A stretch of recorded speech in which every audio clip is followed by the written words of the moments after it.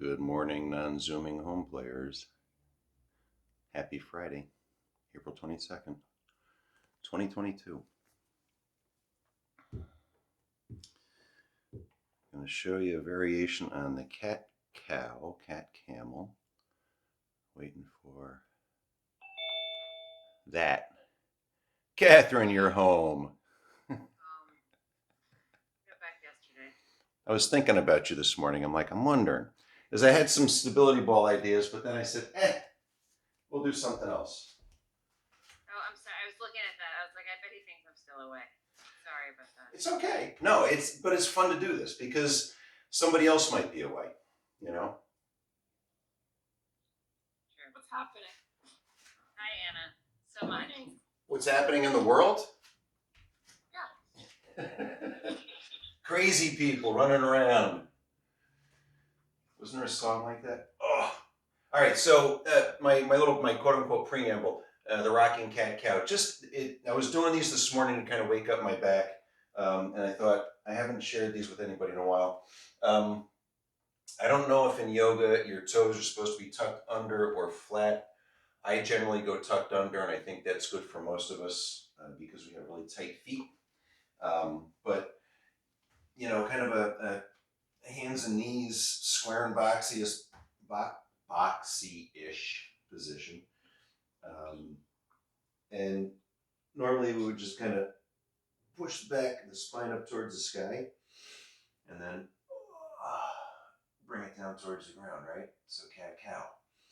Now, something I started doing a while ago was adding some rocking into this. And if you kind of sit back on your heels with that rounded back and then rock up, push your weight up onto your hands, you'll feel some different stretching. And then, get into that kind of cat pose, arch the back, and rock through. And you may feel some different stuff there.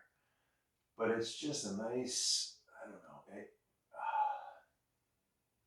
Most mornings, I need a few minutes of this just to get my back to feel kind of happy. And I just kind of cycle through like that, just as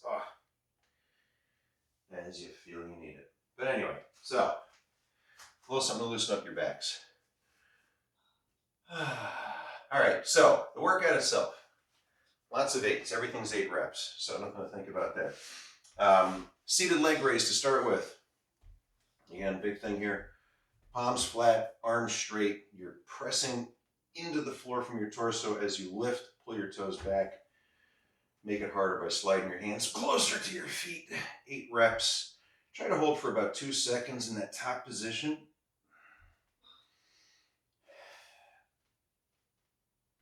Really feel the contraction below the belly button and probably in along the sides of your body. Your lats kind of wrap around and come into the obliques.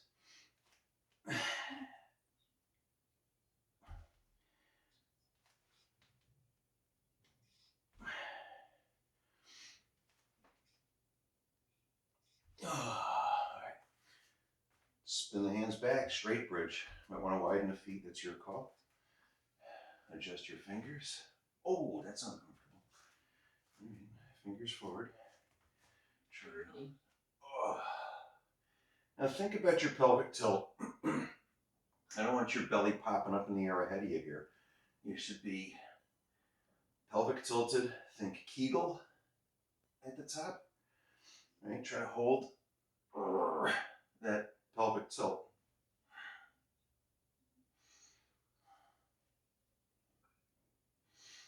I use Kegel. Pavel always called it the anal lock. All right, single leg glute bridges. Now, if you have a ball, you could do ball. You could elevate your feet, what have you. I'm going to go with a leg crossover. It gives a little stretch in that opposite hip. So lift and lower. And again, focus on pelvic tilt, even though this hip is cockeyed. Right? Pelvic tilt. Squeeze a glute. Now my heel's on the floor, my toes are pulled up into my shin. Recurring theme. And for those of you who've been playing for a while, I've been coaching that glute bridge like that forever. And now I think it was a good thing. Current research. So 8 per side, I think I did that on that side. Oh, that's interesting, yeah. So the stretch that's happening in that hip, you may or may not notice it. It may be more, oh, wow. It's definitely different on this side. And what I'm doing is, as I'm lifting here, I'm kind of trying to drop the knee. Right? So keep the pelvic tilt, but I'm kind of pulling down with my glute, or trying to on the other side. Oh, man. A lot of tension in that hip. Oh. But still, heel down, toe up. All that fun stuff. Good tight glutes. Oh, fun. Reverse lunge with a twist. Okay, let's see if I can do these from here. Face the camera. I know there's a lot of confusion. When we do chop and lunge, we come across towards that back leg. With this one, we're going the other way. So as I step back, I'm reaching up and back. And I'm grabbing that ankle, grabbing that heel, and trying to touch the ceiling. I'm going to go 8 per side. And try to move a little bit with these. I almost gave us a really old school drill called up downs. But then I thought a reverse lunge and a twist is almost the same thing. And it's a nice mobility exercise. Oh, might be a little bit more beneficial for the hips. Oh, nice crack pop.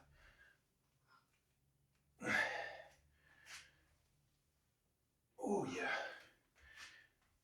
My shoulders and my chest have popped twice doing these. Oh, there goes that shoulder again. Oh, that shoulder.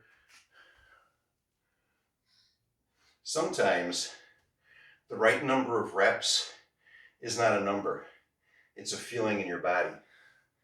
Like I feel like if I did another 15 of those, everything would just go snap, crackle, pop. All right. So from reverse lunge with a twist to ab twisters. Remember to keep your tailbone off the ground best as possible. Legs bent or straight doesn't really matter. Straight makes it more difficult. But keeping the tailbone up, key. Keep moving your thighs towards your belly. And then keep your shoulders glued to the floor.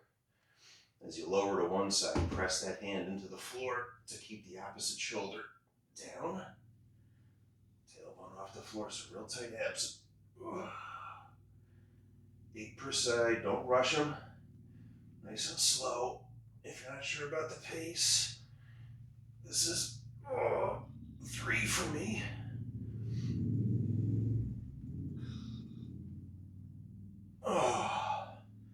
And there is a nice stretch here. It should never feel like it's straining your low back.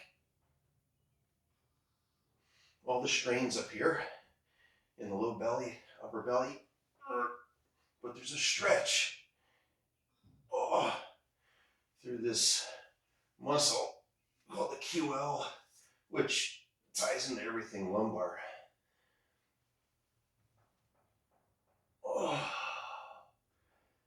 And I'm starting to feel that stretch reach up into the middle of my back, rib cage. Okay.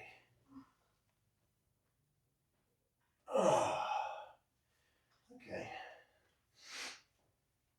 Side plank and crunch. Okay. So regardless of whether your hand or elbow, make sure the shoulder's above the joint that's on the floor.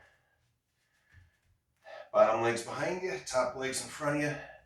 Nice straight line here, nice straight line here. So 2 straight lines. And we're going to try and maintain integrity in those straight lines and articulate the hip and the shoulder and not crunch our body so much, but curl the hip up and in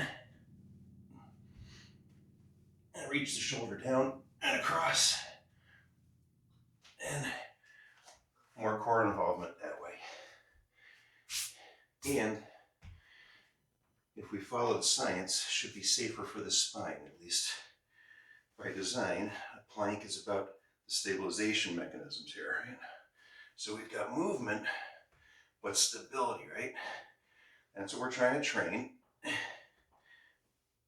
And then give it endurance. So that when we're walking, running, climbing, carrying, picking things up, our body might remember this integrity while we're doing something weird.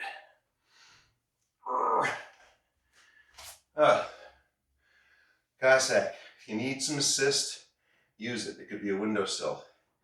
It could be a big heavy kettlebell, a TRX, a tree, a post, a pole, a really good strong friend, maybe even a big heavy dog.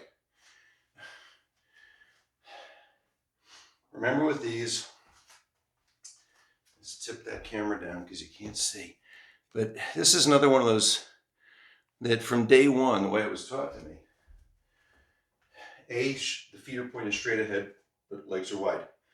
And as you sit to one side or the other, you immediately squeeze the thigh and pull up on those toes. So we just kind of pivot the toes up and into the shin, sit down. Oh. And I'm amazed I did that. See if this side's happy with that move. Not as happy. Now the hands out helps me balance. You could, if you're having trouble, a small medicine ball might be just enough. Kettlebell on the floor.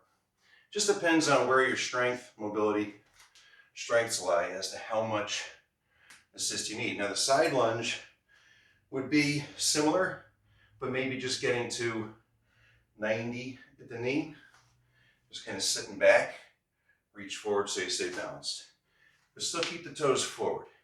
Cossack, you're going to have one foot pointed up, toe pulled into the shin. And if you're having trouble getting down all the way, take a look at that foot.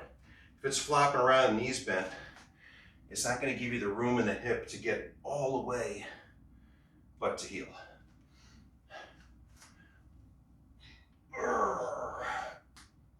Okay. All right, enough of those. Okay, push-ups.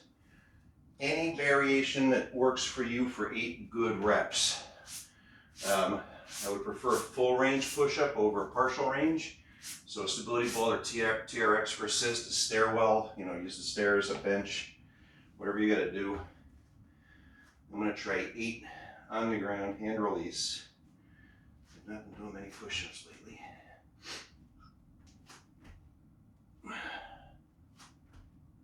Think about the plank that you're in as you're doing this push-up. Don't let it crumble as you're doing the press-up for a push-up. Tighten up, pelvic tilt, Kegel, tight low belly. The body is a rigid, solid plank. Only thing moving, arms, and your body lifting away from the floor as a plank. Okay, whew, that was a fun round. So how many of those do you think you need? That was 13 minutes, probably 11 without the cat-cow, maybe 10. Whew. And 8 times 8, whatever that works out to, a lot of reps. So do what feels right for you. 1 for me today. A lot of work yesterday and more today. Anyway, think about your day. This is my warm-up.